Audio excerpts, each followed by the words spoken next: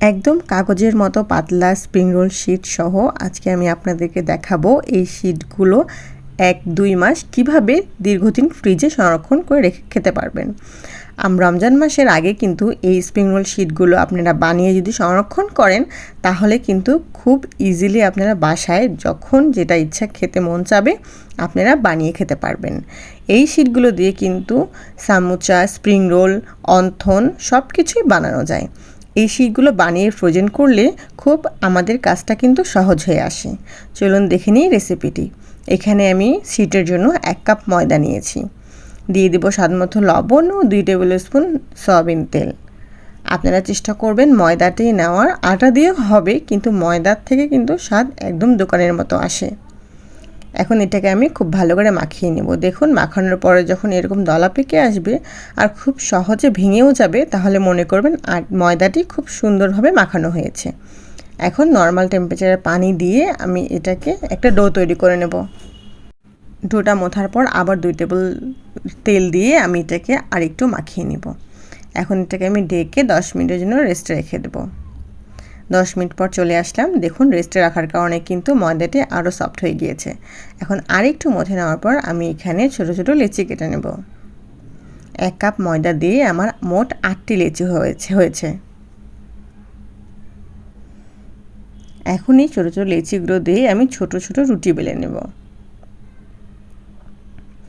সত্যি এই process follow করে যদি আপনারা স্প্রিং রোল শিট বানান তাহলে কিন্তু শুধু স্প্রিং রোল না, সমুচা, অন্থন মানে সব ধরনেরই কিন্তু খাবার বানানো যাবে খুব সহজে।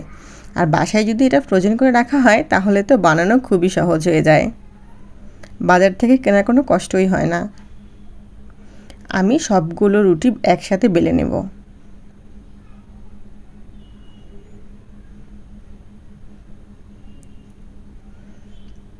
এই যে আমি 8টা রুটি ছোট ছোট করে বেলে নিয়েছি। চেষ্টা করবেন সবগুলো একই সাইজের হলে ভালো হয়।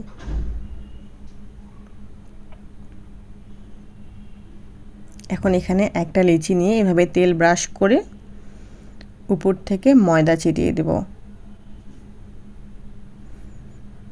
তারপরে আরেকটা রুটি নিয়ে নেব। আমি এইভাবে 4টা রুটি একসাথে বেলে নেব। প্রত্যেকটা রুটি দেওয়ার আগে তেল ও ময়দা ছিটিয়ে দেওয়া খুবই জরুরি, না হলে কিন্তু শিটগুলো বের হয়ে আসবে না। আর যদি তেল সুন্দর করে ব্রাশ করা হয়, তেল আর ময়দা সুন্দর করে ছিটিয়ে দেওয়া হলেই দেখবেন যে আপনারা প্যানে দেওয়ার কিছুক্ষণ পরেই শিটগুলো খুব সুন্দরভাবে নিজে নিজেই খুলে আসবে। জাস্ট একটু হাত দিলেই খুব ইজিলি বের হয়ে যাবে। তাই এই তেল ও ময়দা অবশ্যই খুব ভালো করে ছিটিয়ে দিতে হবে। 4টা রুটি একসাথে দিয়ে এখন এটাকে আমি খুব সুন্দর একদম পাতলা করে রুটি বেলে নেব।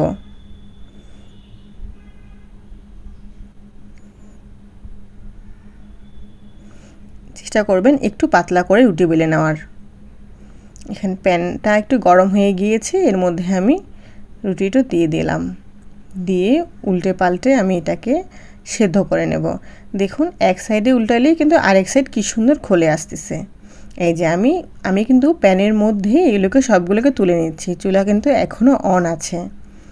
একদিকে সিদ্ধ করে আরেকদিকে আমি এগুলোকে তুলে নিচ্ছি।